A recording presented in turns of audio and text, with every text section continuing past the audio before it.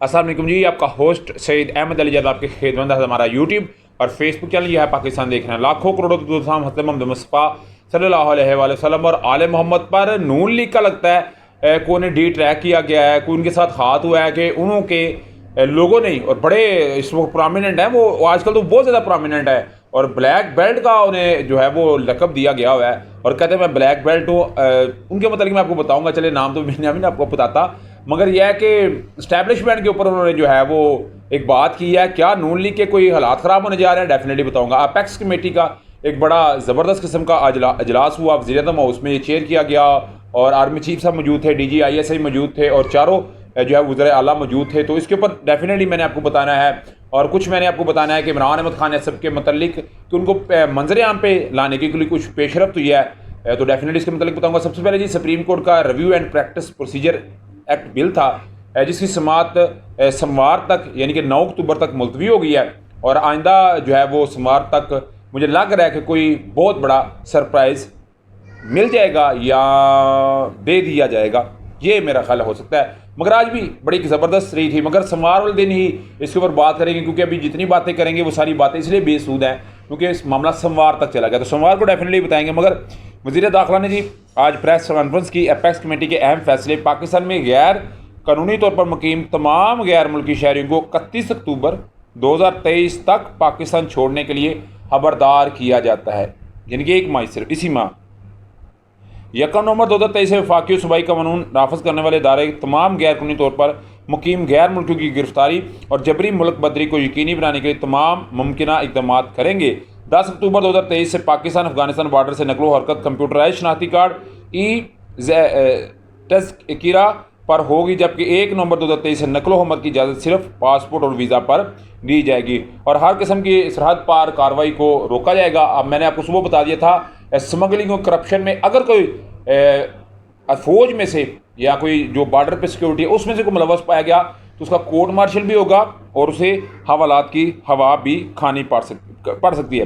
वज़ारत दाखिला की ज़ेर निगरानी एक टास्क फोर्स तश्कील दी गई है जिसमें कानून नाफज करने वाले और इंटेलिजेंस के अरकान शामिल है। इस टास्क फोर्स का मकसद जाली शनाख्ती कार्ड के हामिल लोगों को इनके जाली कागजात बनाने, गैर कानूनी जायदाद को जब्त करना होगा। नादरा को हिदायत की गई है कि तमाम जाली शनाख्ती कार्ड की मनसूखी को फौरी तौर पर यकीनी बनाए, अगर किसी शनाख्त में शक हो तो इसे तस्दीक के लिए DNA टेस्ट करवाया जाए। तो डेफिनेटली ये एक बड़ा जो है वो ज़रूरी काम था, मैंने कहा ये मैं आपके साथ जो है वो डिस्कस करूँगा। और स्मगलिंग के ऊपर काम हो रहा है, करप्शन के ऊपर काम हो रहा है, मंशियात की रोकथाम के ऊपर काम हो रहा है और मेरा ख्याल है ये वो तमाम काम है जिसकी ज़रूरत बहुत बहुत बहुत ज़रूरी थी और जिसकी मेरा ख्याल है इस हद तक ज़रूरत थी कि क्योंकि पाकिस्तान के अंदर हालिया जो एक मामलात हुए हैं, अब मस्तूम की बात कर ले, अब हंगू की बात कर ले, तो ये एक लहर थी जिसको मेरा कंट्रोल करना एक बहुत बड़ा सिस्टम था। पीपल्स पार्टी के दौर में, नून लीग के दौर में सब ये फैसले किए गए, मगर इस वक्त मुझे लग रहा है कि ये इम्प्लीमेंट करके कोई बड़ा सरप्राइज़ जो है वो देने के लिए तैयार हैं।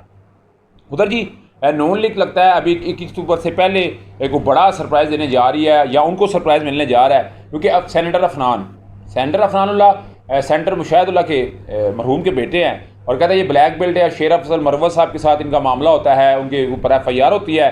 अभी शेर अफजल मरवत साहब ने कहा मैं इनके ऊपर FIR करवाऊँगा, तो सेंटर अफनान क्या कहते हैं उनकी ज़ुबानी ज़रा सुनिएगा। उन्होंने ट्वीट किया, इलेक्शन गैर कानूनी तौर पर मुलतवी किए गए तो मुल्क गिर एहतजाज होगा। तमाम जमहूरी कुव्वतें, सिविल सोसाइटी, वकला, अदलिया, मीडिया ऐसी किसी साजिश को तस्लीम नहीं करेंगे। आयन से इनखराफ करने की सलाह आयन में मौजूद है। प्रोजेक्ट इमरान खान की तबाही काफ़ी नहीं थी, अब और तजर्बाकारों को ख्वाब दिखाए जा रहे हैं। अभी कौन है? क्या पीपल्स पार्टी दोबारा आ रही है? जो लोग भी साजिश में मुलव्वस हैं वो पाकिस्तान के दुश्मन हैं, गालमों की।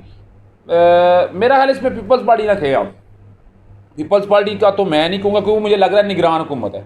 कहा जा रहा है कि निगरान हुकूमत 2.5 से 3 सालों के लिए आ रही है और ये जो 2.5 से 3 सालों के लिए आ रही है ये कोई बड़ा सरप्राइज़ लेके आ रही है और ये बड़ा सरप्राइज़ भी देने जा रही है। तो डेफिनेटली इसके मतलब मैंने आपको बताना है, मगर ओवरऑल मैं आपको बताऊं तो ये मेरी कुछ खबरें थी, मैंने कहा मैं आपके साथ इसको शेयर कर दूं।